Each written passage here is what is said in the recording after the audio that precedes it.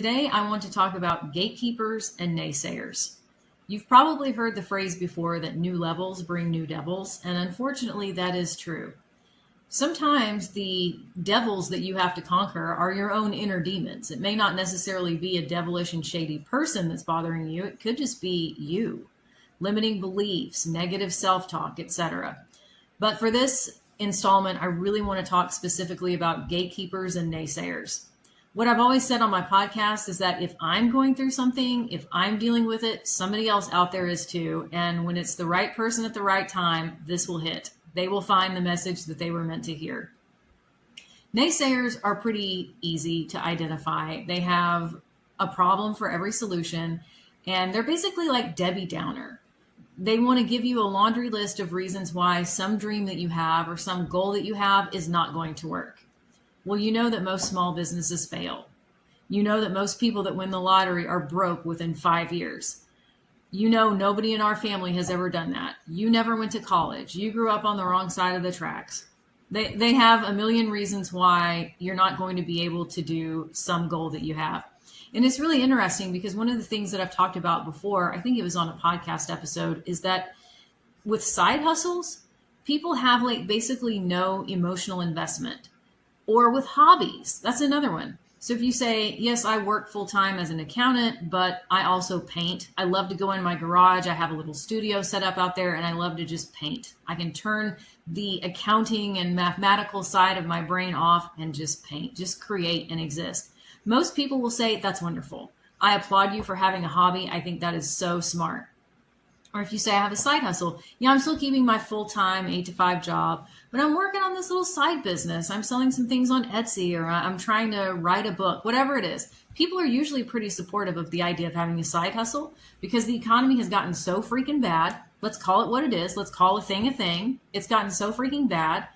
Cost of living is terrible. Affordability is terrible. So a lot of people have a side hustle or side hustles, plural. And there's not a lot of judgment about that. It's like, oh, sure, everybody's doing it. Knock yourself out. Be a pizza delivery person on the side or try to get a business going. Nobody cares. And so people are not super judgmental typically about hobbies or side hustles. But the minute that you say, no, I don't want to do this job anymore. I want to step full time into creative living. I don't want to be an accountant anymore. I want to go into that garage studio and paint full time. I want to maybe see if I can have my artwork featured in a gallery. I want to maybe do my own show or sell some of it online and see if this is really going to go where I want it to go. No, that's not allowed. The naysayers have 100 different opinions for you, even though we're typically talking about people that you don't pay their bills. They don't pay your bills. They don't have any say in how you live your life. Not really. They're not in your household, but they want to act like they have some dominion over your life, and they should be able to give you a list of reasons why your dream is stupid, it's never going to work, you're crazy, etc. They're pretty easy to identify, and you will encounter plenty of those devils along your way. And don't think that like after you've had some success that everybody is just going to jump on the bandwagon. That's not true. At every level, as you're having your new levels bring new devils experience, you will have a new set of naysayers that come along to tell you that whatever dream, whatever goal it is, well, that's never been done before, or that's not how things are done, or people like you, or you don't have the right experience. They will love to bombard you with reasons why you're not going to make it. And you have to be able to tune that out. Now I want to talk about gatekeepers. Because look, probably everybody that has started a business or done something creative, if you've written a book, if you've displayed your paintings or your sculptures, you've heard the naysayers. There's no money in art. Don't you know anything about the cliche of the starving artist? For me as a writer, it's like, well, don't you know that everybody had, I don't know, let's be really hyperbolic about it because the naysayers always are. Every writer who's ever, quote unquote, made it, whatever that even means, right? Any of them who have ever made it, they've always had terrible jobs. They worked like 85 jobs at a time. They never slept. They wrote for maybe 1 hour from 4 a.m. to 5 a.m. when they had no gas left in the tank. And they lived in a 1-bedroom apartment or a 1-room apartment. They lived inside a bathtub. They rented someone's bathtub.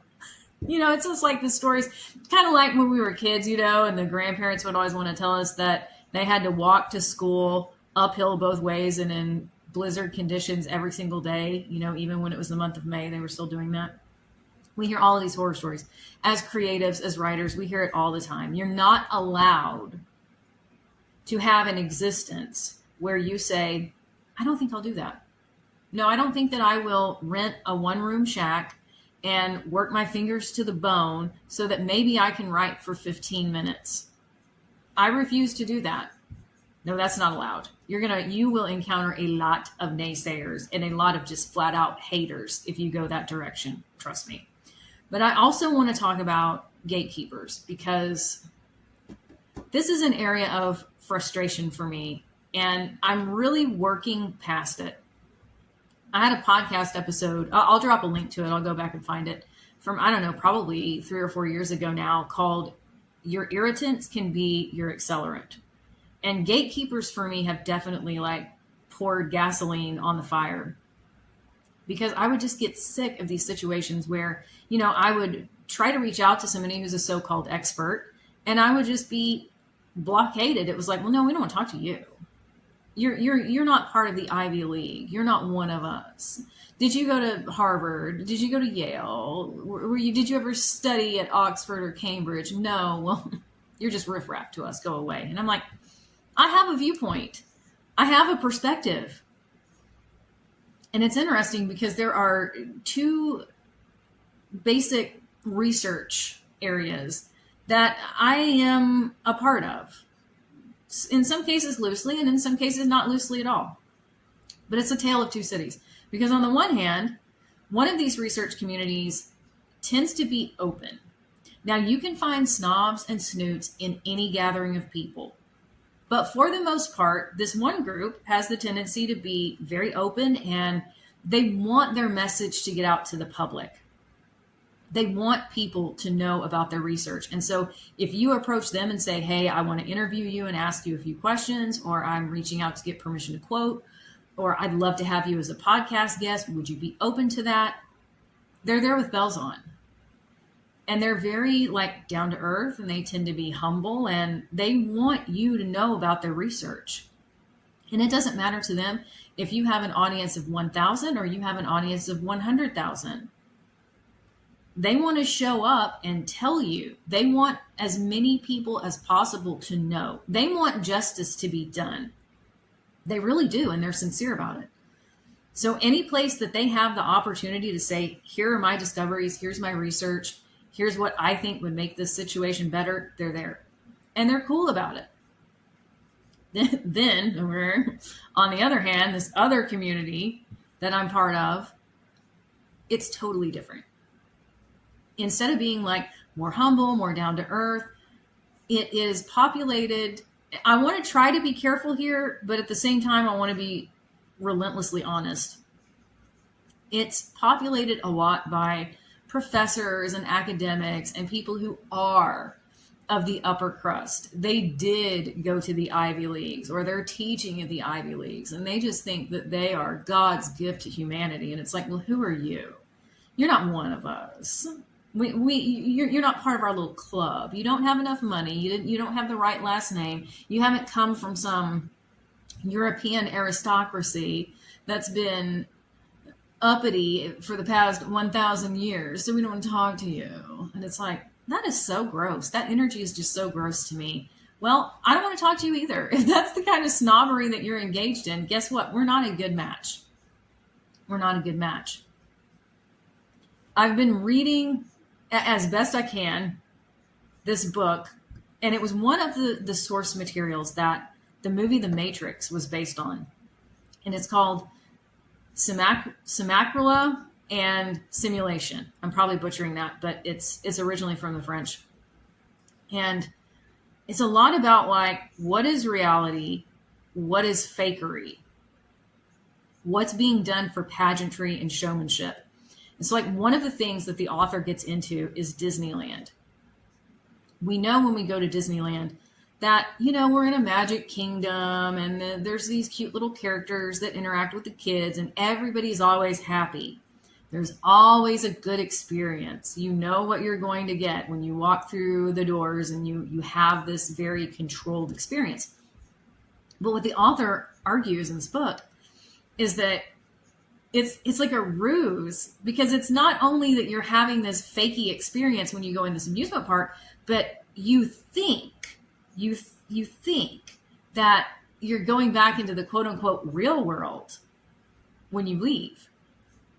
And for him, for the author, he's like, as though LA is the real world. As though LA and Hollywood are giving you any freaking thing resembling reality. So it's like you leave Disneyland thinking, okay, I know in my mind that was fantasy, but now I'm going back into reality. And his argument is, no, you're not. No, you're not. He also makes the argument that so-called scandals like Watergate are faked. They're puffed up, and they're made to happen on purpose to support the illusion of a free society, to support the illusion of justice, to support the illusion of democracy. To be like, well, all right, we're going to stage Watergate, and we're going to sacrifice Nixon on the altar of somebody has to be punished, because that's the way that justice is done. That's the way we show the peons that there is law and order around here. But it's all staged. And it makes people think that corruption is the exception and not the rule.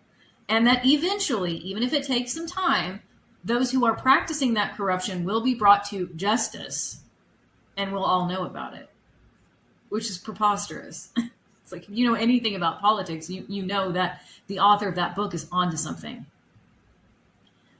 So here's the way that these things tie together. Another point that he makes in that book is that, like in the days of old, Roman emperors would say that they were gods, and they were in that position by divine right. Because the gods and goddesses have willed it so, I am here as a god myself on earth. And even after monotheism really took hold, kings and queens would do the same thing. I'm here by divine right. God has willed it so. I wouldn't be in this position if it wasn't by divine authority. And the author's point is, if that's really the case, if this power and this authority is true and it's real, then why all the protection? Why do they have all the pomp and circumstances? Why do they have to all the time assert their authority? Why did they have armed guards? If somebody's really there by divine right, and they are some sort of incarnation of the Almighty himself, then why do they need all of that? Why isn't it just ipso facto? Why isn't it just fait accompli? The thing is, I really believe that you have to look at your goals and dreams the same way. Not with the armed guards and the pretending that the gods have willed it so. Not that. What I mean is, you have to really look at your own power as being a fait accompli, as being real and true. I don't need to justify myself to gatekeepers. I don't need to explain myself to naysayers. These haters, these trolls, whatever. I don't need to go to them and be like, well, here's my business plan, A, B, C, D, E, F, G. Here's why I believe I will succeed. You don't owe them that. You don't owe a random stranger that kind of explanation. If you invite somebody on your podcast, or to come do an interview with you, or to be interviewed for a book or an article you're writing, and they turn you down and act like a snooty snob, read between the lines. Bye. Bye-bye. See you never. Good luck to you. I hope that you and your ego can fit through the door, and I hope it doesn't hit your behind on the way out, but I'm not wasting time with that. Life is too short. So you will, as you level up, when you make a career change, or you make a job change, or you decide that you want to get out of corporate America altogether and live full time as a creative, you're going to encounter these people. I can pretty much promise it. You don't have to buy into their nonsense, and you don't have to spend time justifying your existence, justifying why you're doing what you're doing to them. They have created their own little fiefdoms where they feel important, where they feel significant. And this is where it comes back to the book. They wouldn't do that. If they were really and truly significant, if they had confidence in themselves, they wouldn't have to set up these fiefdoms and gatekeep and roadblock everybody else. It wouldn't be happening. So it's like a Potemkin village or a house of cards. The first puff of air and it's going to blow all to hell. They know that what they're doing is not significant.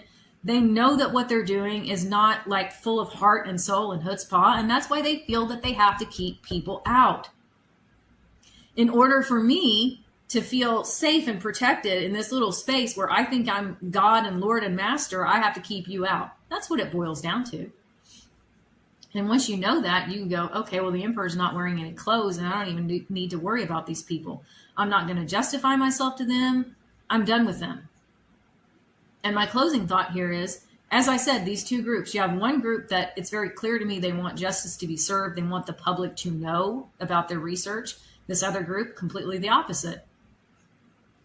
They may claim that they want justice to be done. They may claim that they want more people to know about the person they say they're supporting. But then when it really comes down to it, they don't. They want to have their own little group where they all just sit around in an echo chamber and bloviate to each other. Bye. I'm not interested in that. And most other sane, rational people who are down to earth are not interested in it either. You don't have to justify, you don't have to argue, and you don't have to seek these people out. If somebody is meant to be part of your story, they will be. If somebody's meant to help you, to give you a big break, to give you a lucky start, they will. If somebody's meant to appear on your show, if somebody's meant to have you appear on their show, they will. And even if there are some setbacks or some snafus here and there to get it scheduled, things will find a way of working out. But if you're in that energy where you're begging and you're chasing, or you feel like you have to justify and argue and be like, well, I know you're basically a stranger, but let me show you my business plan, or you're basically a stranger, but let me open up my life and tell you why I've decided to do X, Y, and Z, forget about it. That's a waste of your time and effort. The person that you have to worry about and take care of is you. You only get this life, so far as we know. I mean, we may reincarnate, I don't know, but for the time being, you've got this one life, you've got this one body, and you don't want to waste that time trying to please everybody else and trying to fit into their mold. So when you encounter those gatekeepers and those naysayers, you really can just say, dust off my shoulders, see you never. I wish you the best. Keep chasing the dreams, keep after the goals, and don't let the devils get you down. I'll see you next time.